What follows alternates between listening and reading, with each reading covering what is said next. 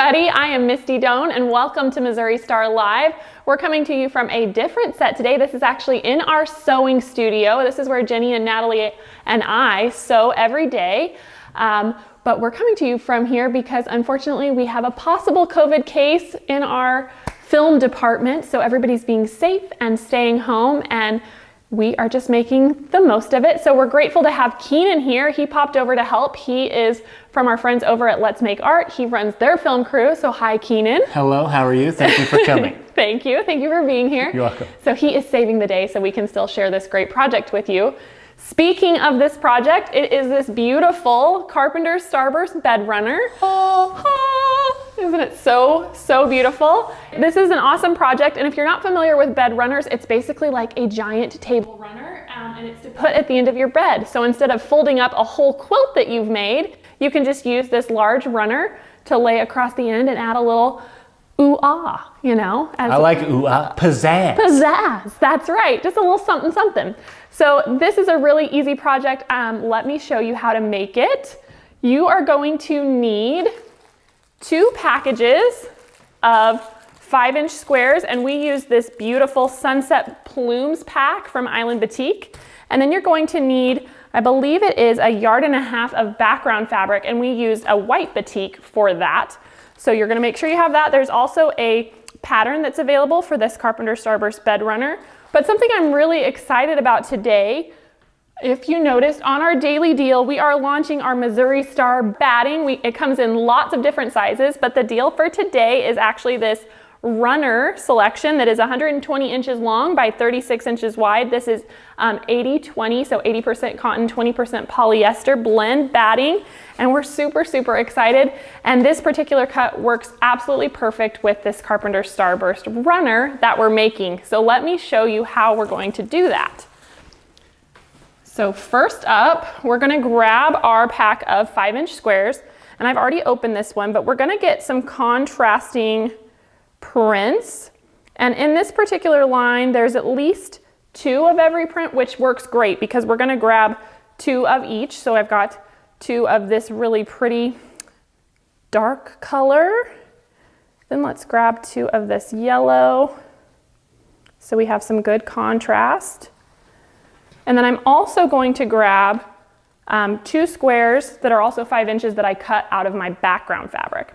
And now what we're gonna do is we're going to start by pairing up 1 of each of our print squares. We're gonna put those right sides together with batiks. There's not really a right or a wrong side, so it doesn't matter. And then we're gonna pair what's left of each of these with a background. And then we're going to take this to the machine and we're gonna sew all the way around with a 1/4 inch seam. All right, we're gonna go a 1/4 inch on all 4 sides.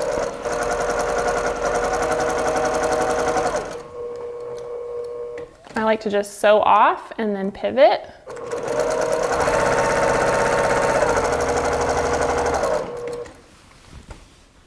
I like the complementary colors you chose. Thank you. I like them too. I love all these jewel tones. Jewel tones. Jewel tones. Oh, yeah. okay. That's what I'm calling it. I like it.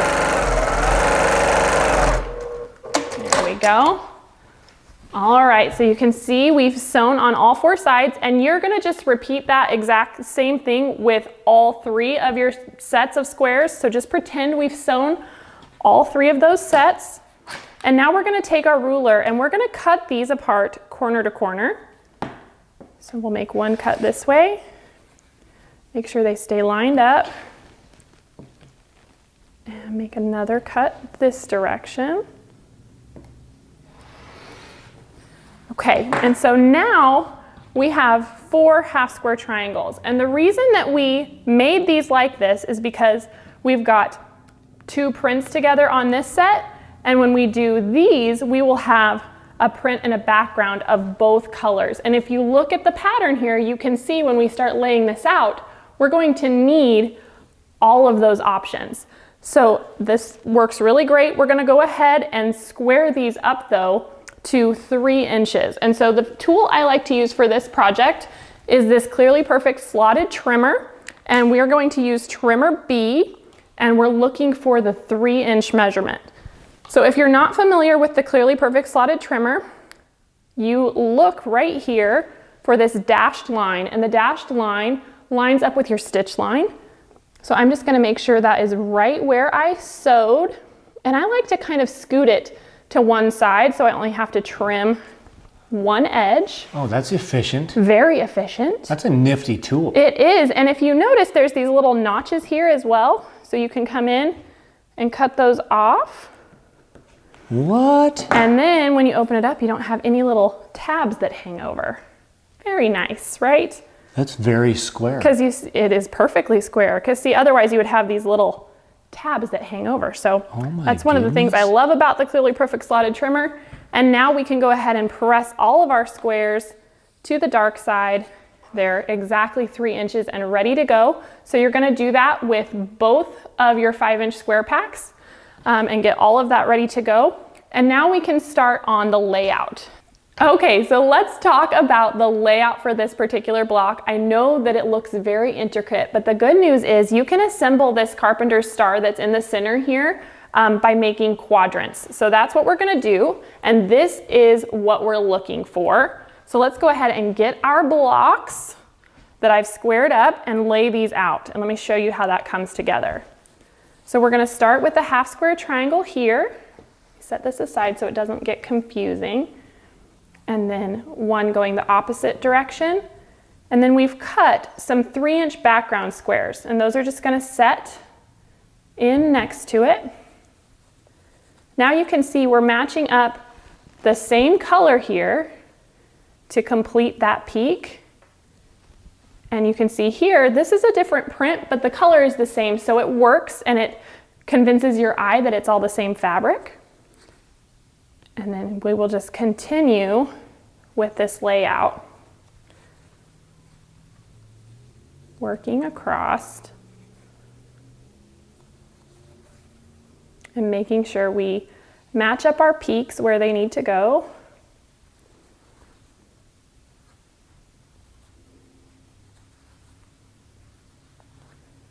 And there is our quadrant. And so once we sew that together, it's gonna look something like this. Ooh. Ooh, yes, so fancy. And let's go ahead and put 4 of those together. So I'll move, oh, actually, I'm gonna leave that there. I thought better of it. We're not gonna move that yet. Nice. So we're gonna put 4 of these together, and all you do is just spin it around the center. And you can see here that then that gives you this beautiful star in the middle, and it bursts out into that awesome carpenter star pattern that we love. This block, when it's all finished, measures 20 inches, but then let's talk about how you're going to add these bursts on the outside. So let me move this out of the way.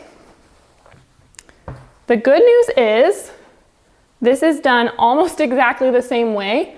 All that we have to change in our layout are these 3 blocks, and we're just gonna replace them with background squares.